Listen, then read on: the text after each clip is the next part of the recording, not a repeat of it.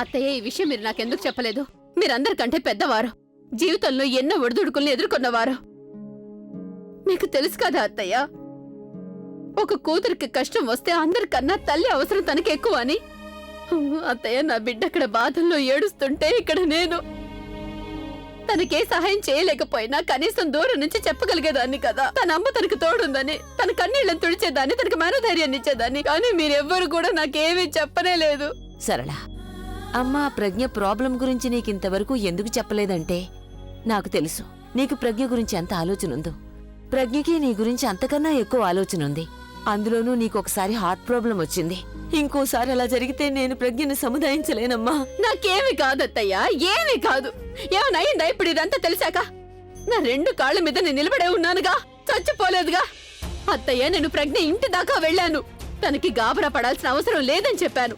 తన ఇంటికి తిరిగి రమ్మన్నాను కూడా. కానీ అది మన బిడ్డ కదా, అది ఎప్పటి వరకు నిరపరాధం నిరూపించుకోదో అప్పటి వరకు ఇంటికి రానన్నది. ఇంత టైం అయిపోయింది అత్తయ్య, ఇంతవరకు ఏమీ తెలియనే లేదు. భగవంతుడే అని చక్కపరచాలంతే. నేను బుల్బుల్కి చెప్పాను కూడా, అక్కడికి వెళ్ళాక నాకు ఒక ఫోన్ చేయమ్మా అని. చేయలేదంటే అక్కడ ఏం జరుగుతోందో. ఒక ఫోను చేయలేదు, తను రాలేదు. అసలు ఏం చేస్తుందో ఈ పిల్ల అక్కడ. అక్కయ్య, మీరేం బాధపడకండి, దేవుడంతా మంచి చేస్తాడు.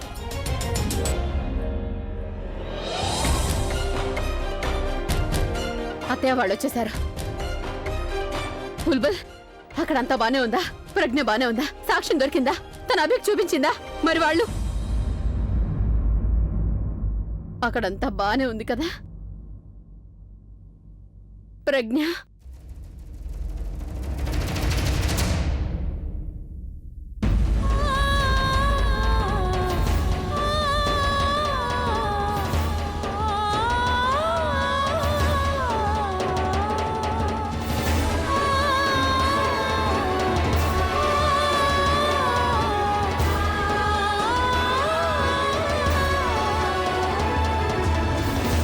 అభి, నువ్వేం దిగులు పడకు.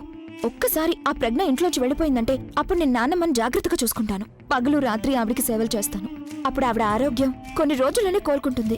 అనయ్య, బ్లండర్ జరిగింది. ఏమైంది? ఆ కళ్ళజోడు ఎంఎంఎస్ ఇంటర్నెట్ లో లీక్ అయిపోయింది. వాట్? దేని గురించి భయపడ్డామో అదే జరిగిందన్నయ్య. ఆ ఎంఎంఎస్ మొత్తం ఇంటర్నెట్ లో, అంటే న్యూస్ పేపర్, మీడియా అన్ని చోట్లకి పాకిపోతుంది. అది ఎక్కడుందో ఏంటో. ఇది చూడన్నయ్య.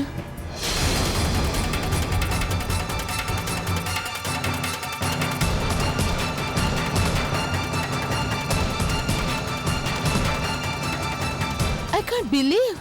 ఈ ఎంఎంఎస్ ఇంటర్నెట్ లో లీక్ అవడం అంటే నీ రెప్యుటేషన్, నీ కెరీర్ అన్నింటి మీద దెబ్బ పడిపోతుందన్నయ్య. ఇలా మాత్రం ఎవరు అనరు ఇది ప్రజ్ఞ ఎంఎంఎస్ అని. అందరూ ఇదే అంటారుగా, రాక్ స్టార్ అభి భార్య ఎంఎంఎస్ అని. అందరూ మన వెనక ఏమేం మాట్లాడుకుంటారో, ఎందుకైనా మ్యారీడ్ లైఫ్ ఇలా పాడైపోయింది అనుకుంటారు. అసలు ఏం జరిగింది, ఇవిడ ఇలాంటి నిజమైన స్టెప్ ఎందుకు తీసుకుంది అనుకుంటారు. అనయ్య, ఇప్పటిదాకా నిన్ను పొగిడిన వారందరూ ఇక నీ వెనకాల చాలా నీచంగా మాట్లాడుకుంటారు. ఇప్పటిదాకా మీ షోలో చప్పట్లు కొట్టిన వాళ్ళందరూ వాళ్ళు హూటింగ్ చేస్తారు.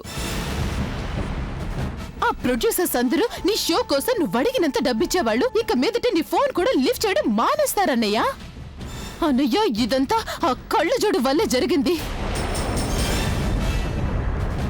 అంతేకాదన్నయ్య, మన ఫ్యామిలీ పరువు, మన కుటుంబం పేరు మట్టిలో కలిసిపోతుంది ఈవిడ వల్ల. మంచి పేరు సంపాదించడానికి నీకు 7 ఏళ్లు పట్టిందన్నయ్య. ఈ పేరు ప్రతిష్ట సంపాదించుకున్నదంతా ఒక్క చిటికెలో మొత్తం మట్టిలో కలిపేసింది. దీనంతటికీ కారణం ఆ ప్రజ్ఞయే. ఇదే చేసిందే అంతా. ఇంత దిగజారిపోయే పని చేసిందంటే తను నాకు అసలేం అర్థం అనయ్య. నానమ్మ కనుక స్పృహలోకి వచ్చిందంటే అప్పుడు నానమ్మకి ఎలా చెప్తామన్నయ్య ఇదంతా? మనమందరం భరిస్తున్నాం కానీ అన్నయ్య, నానమ్మ అయితే అలాగే చచ్చిపోతుంది. లేదు, నాకు అసలేం అర్థం కావడం లేదు. తను ఇలా ఎందుకు చేసింది? ఎందుకు వచ్చింది తను అసలు మన ఇంటికి? అసలు మన విషయంలో ఇదంతా ఎందుకు జరిగింది? ఏం తప్పు చేశామన్నయ్య మనం? ఏం తప్పు చేశాం మనం?